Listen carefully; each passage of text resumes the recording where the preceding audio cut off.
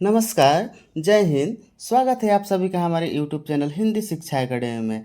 आज के इस सीटेट ईवीएस क्लास में हम आसान से भाषा में एनसीईआरटी आधारित महत्वपूर्ण टॉपिक को पढ़ेंगे, जो परीक्षा के लिए बेहद उपयोगी है। तो चलिए बिना समय गवाए शुरू करते हैं आज का क्लास।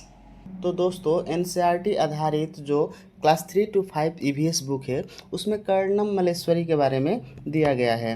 तो कर्णम मल्लेश्वरी एक वेट लिफ्टर अर्थात भार उत्तोलक है। ये आंध्र प्रदेश की रहने वाली है। इनके पापा पुलिस में हवलदार है। जब ये 12 साल की थी तभी से वज़न उठाने का अभ्यास करने लगी। अब वे एक बार में 130 किलोग्राम तक वज़न उठा लेती हैं।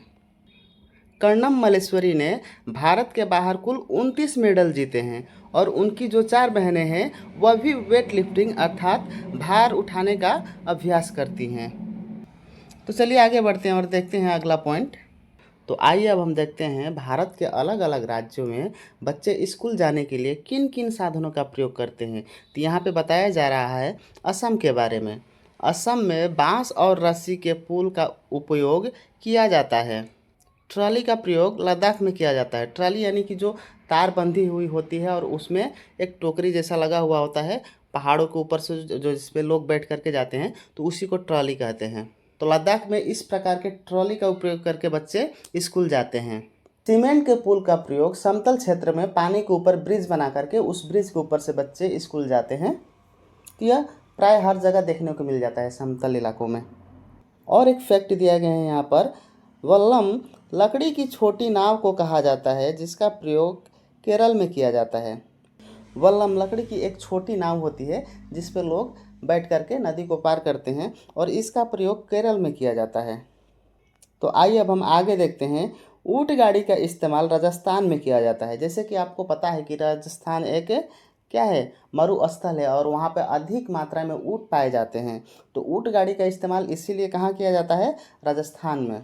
बैलगाड़ी का प्रयोग मैदानी इलाकों में गांव में किया जाता है। जो बैलगाड़ी हम देखते हैं, दो तरफ से बैल ला करके उसे बैलगाड़ी को खींचते हैं और लोग उस पर बैठ करके कहीं आने जाने का इस्तेमाल में उसे लाते हैं। तो बैलगाड़ी का प्रयोग कहाँ करेंगे, गांव इलाकों में। जहां समतल मैदान इलाका होगा तो वहां बैलगाड़ी का प्रयोग किया जाता है।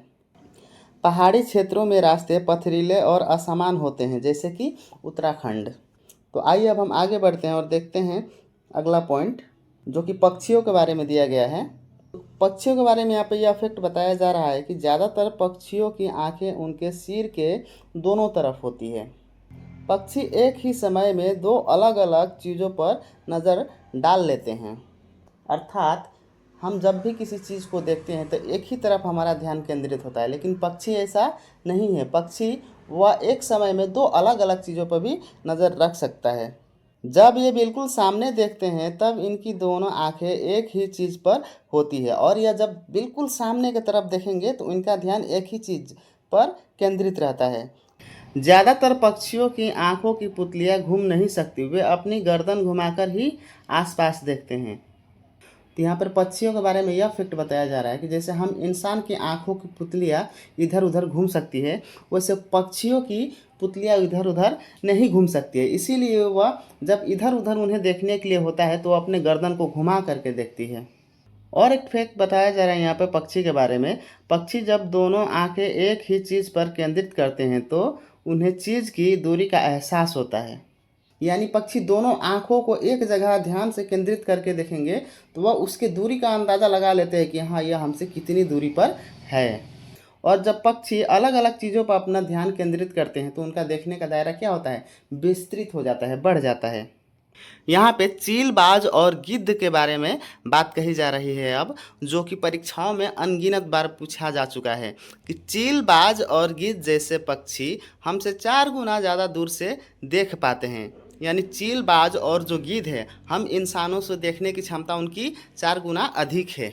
जो चीज़ हमें 2 मीटर की दूरी से दिखाई पड़ती है वही चीज़ ये पक्षी 8 मीटर की दूरी से देख लेते हैं। कौन पक्षी, चीलबाज और गिद्ध।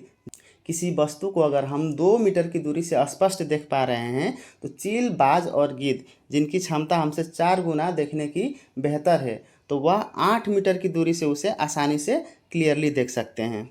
और यहाँ पे पक्षी के बारे में एक फैक्ट बताया जा रहा है। एक पक्षी की आंखें उसके सिर पर होती है और उसके सिर के दोनों तरफ छोटे छोटे छेद अर्थात कान होते हैं। इन्हीं छेदों की मदद से पक्षी सुनते हैं।